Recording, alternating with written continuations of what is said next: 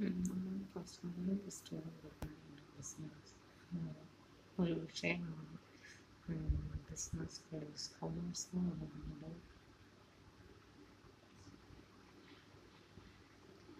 സബ്ജക്റ്റിലുള്ള ഒരു വിഷയമാണ് business studies എന്ന് പറയുന്നത്.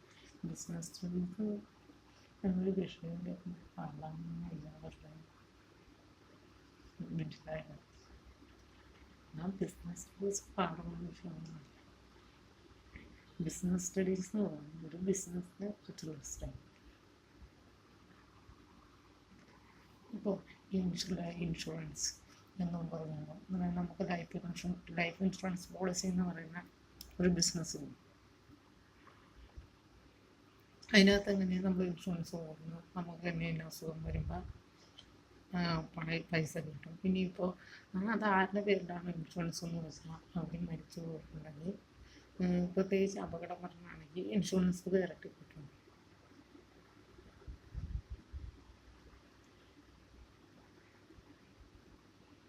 അപ്പോൾ നമ്മളിപ്പോൾ ഏതാണോ ഇൻഷുറൻസിനെ കുറിച്ച് പഠിക്കുന്നത്, നമ്മൾ ഇതെന്താ എന്നുള്ളത്. അപ്പോൾ നമ്മൾ ഒരു ബിസിനസ്സായ ലൈഫ് ഇൻഷുറൻസ് പോളിസി LIC എന്നൊരു പദ്ധതി നമ്മൾ ഓർക്കാറില്ല. അതുപോലെ തന്നെ ഒരു പാർട്ട്ണർഷിപ്പ് ബിസിനസ് എന്ന് പറയുന്നത് ഒന്നിൽ കൂടുതൽ ആൾക്കാർ ചേർന്ന് നടത്തുന്നതാണ് പാർട്ട്ണർഷിപ്പ് ബിസിനസ് എന്ന് പറയുന്നത്. ഇപ്പോൾ ഒരു കട എടുക്കുന്നുണ്ടെങ്കിൽ എന്താണ് തുല്യമായി കട 2 പേർ ചേർന്ന് നടത്തണം. അപ്പോൾ അതിൻ്റെ എന്താണ് ബിസിനസ്സിൽ പ്രധാനമായും നമ്മൾ ലാഭം ഉണ്ടാക്കാനാണ് നോക്കുന്നത്. ലാഭം വന്നാലും നഷ്ടം വന്നാലും തുല്യമായി അതിൻ്റെ പങ്ക് വഹിക്കണം.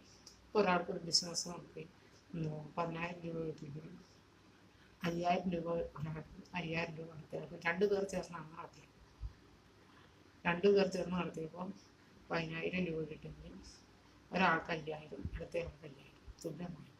ഇപ്പം നഷ്ടമാണെങ്കിലും അതെന്ത് പ്രശ്നം വന്നാലും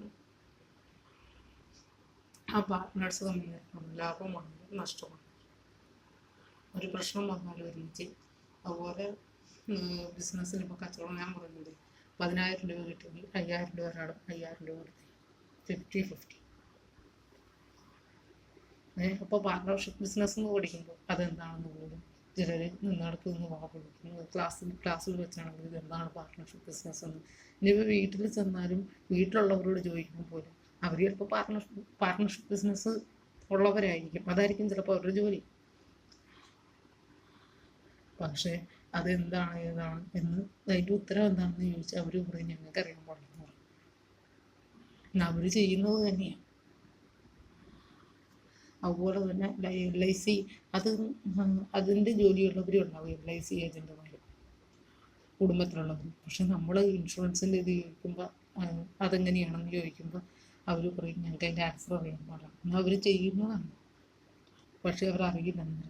പിന്നെ ഒരു ബിസിനസ് പ്രധാനമായും പ്ലാനിങ്, ഓർഗനൈസിങ്, സ്റ്റാഫും ഡയറക്റ്റും കൺട്രോളിങ് വേണം. അതൊക്കെ നമുക്കറിയില്ല. ഒരു ബിസിനസ് ചെയ്യണം, വ്യക്തമായ പ്ലാനിങ് വേണം. അതുപോലെ ഓർഗനൈസിങ്, അതുപോലെ സ്റ്റാഫുമാരെ നിയമിക്കും. പിന്നെ അതിന് ഡയറക്ടർമാരുണ്ടാവും. പിന്നെ കൺട്രോളിങ്, അതെങ്ങനെയാണ് നടത്തിക്കൊണ്ട് പോകുന്നത്. അത് ഏത് ബിസിനസ്സാണെങ്കിലും ഇപ്പം അങ്ങനെയാണ്.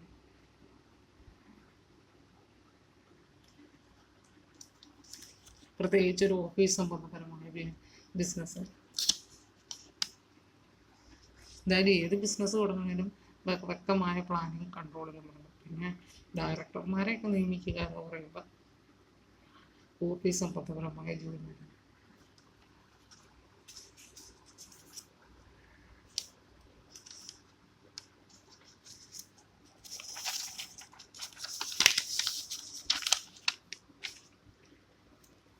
ഇത് കണ്ട ഒരു ക്വസ്റ്റ്യൻ പേപ്പറാണ്. 1 മുതൽ 9 വരെയുള്ള എല്ലാ ചോദ്യങ്ങൾക്കും ഉത്തരം ഒരു മാർക്ക്. താഴെ തന്നിരിക്കുന്ന ബിസിനസ് നഷ്ടത്തിനുള്ള മാനുഷിക കാരണങ്ങളിൽ പെടുന്നത് ഏതെന്ന്? ഭൂമി കുലുക്കം, മാനേജ്മെന്റ് കൊടും ക്രൂരത, ഡിമാൻഡിലുള്ള വ്യത്യാസം, വിപണിയിലെ മത്സരം. ഇതിലേതാണ്? ഭൂമി കുലുക്കം ബിസിനസ് നഷ്ടമാകും. പിന്നെ ഒരാൾക്ക് ഒരു വോട്ട് എന്നത് ഏത് ബിസിനസ് രൂപത്തിൻ്റെ അടിസ്ഥാന തത്വമാണ്? ഒരാൾക്ക് ഒരു വോട്ട്. അത് സഹകരണ സ്ഥാപനം. പിന്നെ താഴെ തന്നിരിക്കുന്ന വകുപ്പ് തല സംരംഭത്തിന് ഉദാഹരണം ഏതാണ്? അതുപോലെ ബിസിനസിന്റെ വിഭജനാത്മക ഉത്തരവാദിത്തത്തിന് ഒരു ഉദാഹരണം എഴുതാമോ? പിന്നെ സൂക്ഷ്മ ചെറുകിട ഇടത്തര സംരംഭങ്ങൾക്ക് വേണ്ടി അന്താരാഷ്ട്ര തലത്തിൽ ഇന്ത്യയിൽ സ്ഥാപിച്ചിട്ടുള്ള സർക്കാർ ഇതര സംഘടന ഇതിലേതാണെന്ന്. അതുപോലെ വെൻഡിങ് മെഷീനുകളിൽ ഇടപാട് നടത്താൻ കഴിയുന്ന 2 ഉൽപ്പന്നങ്ങൾ ഏതാണെന്ന്. പിന്നെ താഴെ തന്നിരിക്കുന്ന അന്തർദേശീയ ബിസിനസ്സിൽ ഇടപാടുമായി ബന്ധപ്പെട്ട് ഉപയോഗിക്കുന്ന പ്രമാണം ഏത്?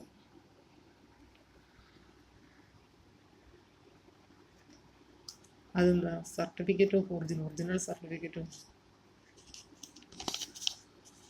പിന്നെ വേറിട്ടത് കണ്ടെത്തുക എന്നത്. അതിനകത്ത് വേറിട്ടത് ഏതാണ്? വ്യാപാരകടം.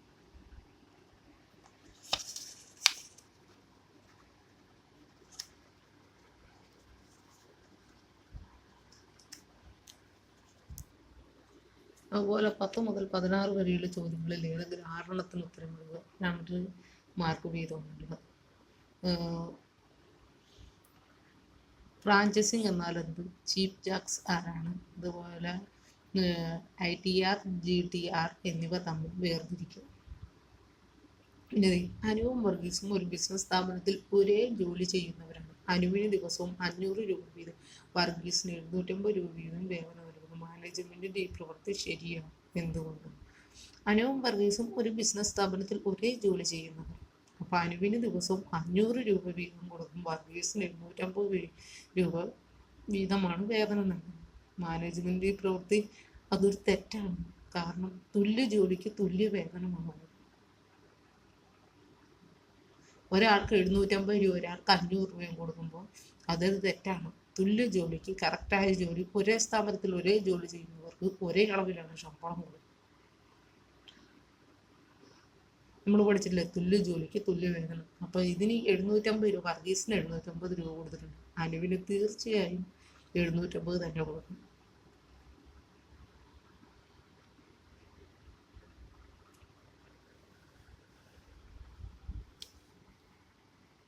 പിന്നെ എന്താണ് ഇലക്ട്രോണിക് ബിസിനസ് ഇടപാടുകാർ ഉപയോഗിക്കുന്ന ഏതെങ്കിലും 2 പണമിടപാട് രീതികൾ പറഞ്ഞു. അത് ഇലക്ട്രോണിക് ബിസിനസ് ചെയ്യുന്നവരെല്ലാം നമ്മുടെ നാട്ടിലില്ലേ, ചിലപ്പോൾ നമ്മുടെ വീട്ടിലുള്ളവരുണ്ടാവും. അവര് ഏതെല്ലാം പണമിടപാടാണ് ഉപയോഗിക്കുന്നത്? അതുപോലെ ബിസിനസ് സേവനങ്ങൾ ഏതെങ്കിലും 2 പ്രത്യേകതകളുണ്ട്?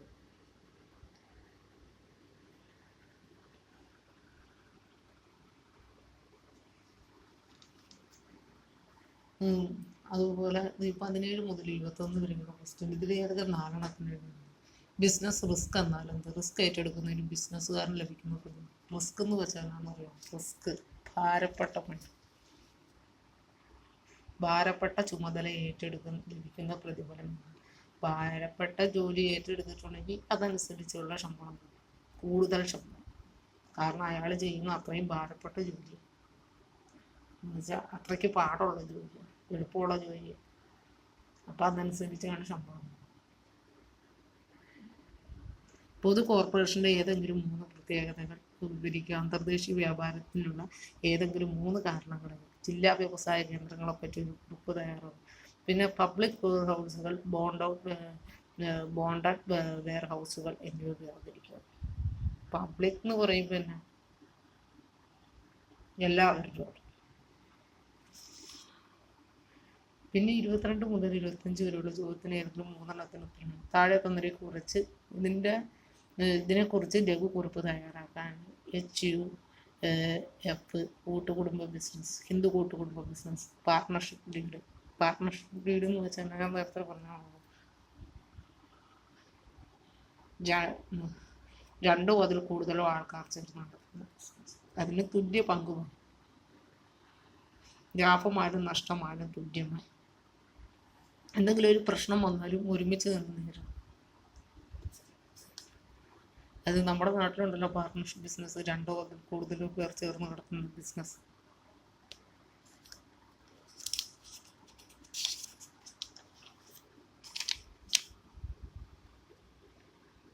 ഇനി പ്രൊമോട്ടർ എന്നാൽ ആരാണ്? ഒരു കമ്പനിയുടെ രൂപീകരണവുമായി ബന്ധപ്പെട്ടുള്ള അദ്ദേഹത്തിന്റെ ഏതെങ്കിലും രണ്ട് ധർമ്മങ്ങൾ വിശദീകരിക്കും.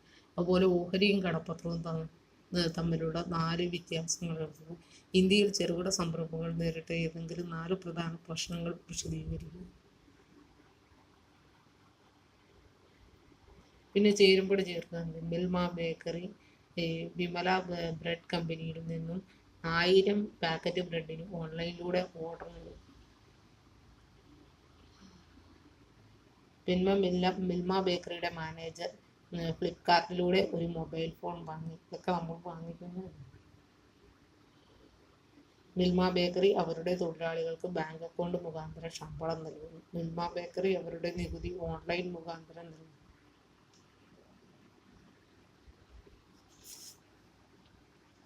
ഇനി 27 മുതൽ 30 വരെയുള്ള ചോദ്യങ്ങൾക്ക് ഏതെങ്കിലും 3 എണ്ണത്തിന് ഉത്തരം എഴുതാം. ബിസിനസ്സിൽ ലാഭത്തിനുള്ള പ്രാധാന്യം വിശദീകരിക്കും. ബിസിനസ്സിൽ ലാഭത്തിനുള്ള പ്രാധാന്യം ഏത് ബിസിനസ്സിൽ ലാഭം കിട്ടണമെന്നാണല്ലോ. എന്ന് വെച്ചാൽ നമ്മളിപ്പോൾ ഒരു സാധനം 5 രൂപയ്ക്ക് എടുത്തെങ്കിൽ 5-ൽ കൂടുതൽ എത്ര? ഇപ്പോൾ 5 രൂപയുടെ ഒരു സാധനം എടുത്താൽ 10 രൂപയ്ക്ക് വിറ്റിട്ടുണ്ടെങ്കിൽ 5 രൂപ ലാഭമാണ്. അല്ലെങ്കിൽ 5 രൂപയുടെ സാധനം 5 രൂപയ്ക്ക് തന്നെ വിറ്റിട്ടുണ്ടെങ്കിൽ നമുക്കവിടെ നഷ്ടമല്ലേ ഉണ്ടാവുക. ഇപ്പോൾ ബിസിനസ്സിൽ പ്രധാനമായും ലാഭമാണല്ലോ നോക്കുന്നത്.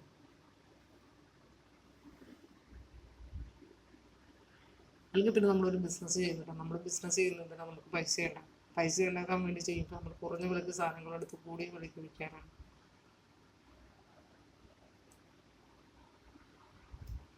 ഒരു ആഗോള സംരംഭത്തിന്റെ പ്രത്യേകതകൾ വിവരിക്കുക.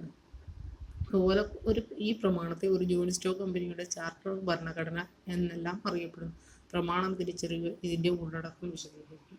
ഇനി താഴെ പറയുന്ന തൽപര കക്ഷികളോട് എങ്ങനെയാണ് ബിസിനസ് ഉത്തരവാദിത്വം നിർവഹിക്കുന്നതെന്ന് എഴുതുക. ഓരോന്നും. ഇടപാടുകാർ, സർക്കാർ, വിതരണക്കാർ, പൊതുജനങ്ങൾ, ഉടമസ്ഥർ.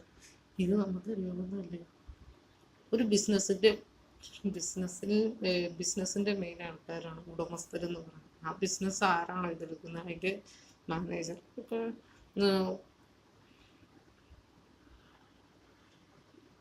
ഇപ്പോൾ ഒരു ബാങ്ക് ആണെങ്കിൽ ആ ബാങ്കിലെ മാനേജറാണ് അതിൻ്റെ ഉടമസ്ഥൻ. ഒരു ആശുപത്രിയിലെ ഡോക്ടറാണ് അതിൻ്റെ ഉടമസ്ഥൻ.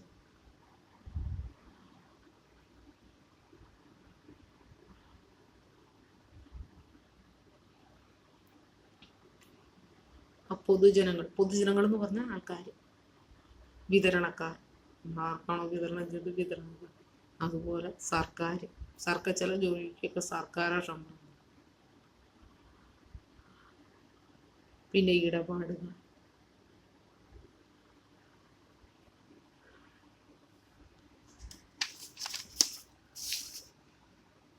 പിന്നെ ജിഷയിൽ ലേഖയും സംയുക്തമായ ഒരു കരാറിന്റെ അടിസ്ഥാനത്തിൽ ഒരു സംരംഭം ആരംഭിച്ചു. അവർ മൂലധനം കൊണ്ടുവരികയും നഷ്ടസാധ്യത പങ്കുവയ്ക്കുകയും ചെയ്യുന്നു. കൂടാതെ ഒറ്റയ്ക്ക് കൂട്ടായി വ്യാപാര പ്രവർത്തനങ്ങളിൽ പങ്കാളിയാകുന്നു. ഇവിടെ സൂചിപ്പിച്ച ബിസിനസ് രൂപം തിരിച്ചറിയുക.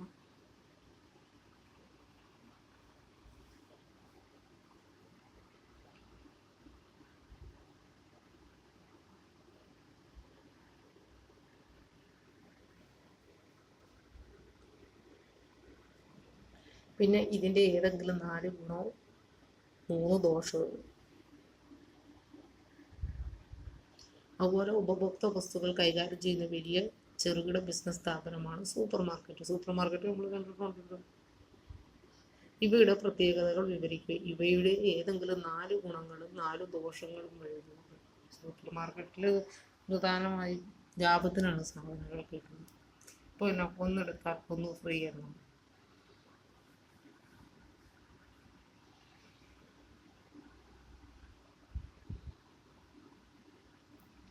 താഴെ തന്നിരിക്കുന്ന ഇൻഷുറൻസ് തത്വങ്ങൾ വിശദീകരിക്കുക.